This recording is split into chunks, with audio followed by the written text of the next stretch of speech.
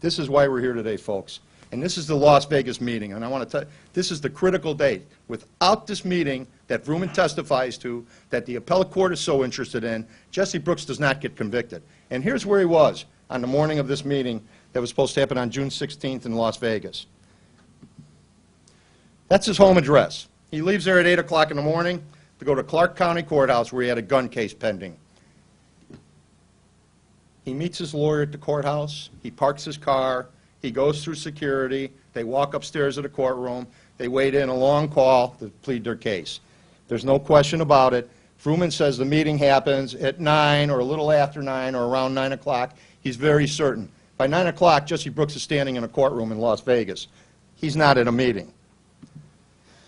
There he's at Clark County. He gets out of the courthouse about 11:15 a.m. This is important because he's in court. He's gone from 8 to 11:15 at the courthouse. There's no question. We have the judge's half sheets. From the courthouse, he goes to his private physician's office, Dr. Karajan. Dr. Karajan, he's away from the courthouse too. He gets to Dr. Karajan, he gets a prescription written for some meds. He sees the doctor notes it in medical records, and we have the prescription. His last stop of the morning, when he's supposed to be at this meeting with Vrooman and his father, he's sitting at Walgreens getting it. He's getting his prescription. He gets there at 11:52. He departs around 12:09. That's a misprint on my part.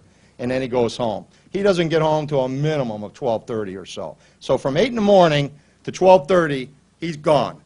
The government's not going to tell you about this. They should have known about it. I'm pretty sure they did know about it. He's not at a meeting because at 11:41, Vrooman and John Brooks are mailing a package at FedEx. Prior to that, we don't know what's going on, but we know one thing. Jesse Brooks is sitting in a courthouse in Nevada, and he's with a guy who is now the current district attorney of Clark County. At the time, he was in private practice and doing defense work. That's where Jesse Brooks is that morning. There's no question about it. We have documented proof of all of his activities that morning. Here's the Walgreens receipt. He pays with his credit card. You see in the bottom right-hand corner, the second receipt, 12:09 p.m. is when he pays. That he's sitting in Walgreens, 10 miles from his house, long after any meeting should have happened. But prior to that, he's at his doctor's, he's at the courthouse, and from the courthouse he had left at 8 o'clock for a 9 o'clock court hearing.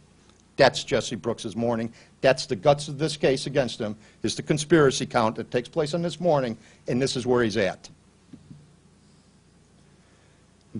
Going on to more prosecutional misconduct in this case, and Ms. Rundles damn well knew about this meeting.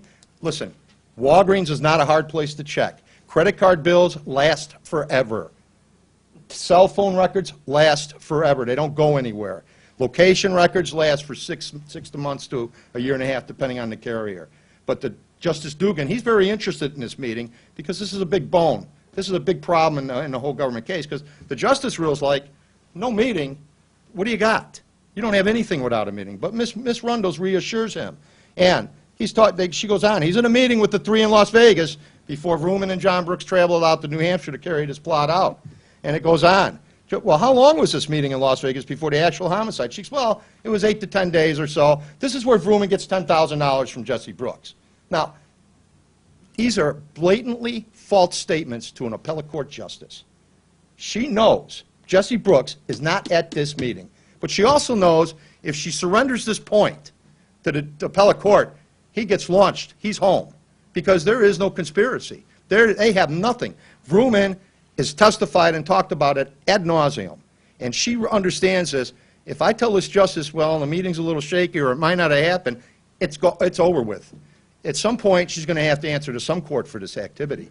And next time we're in court with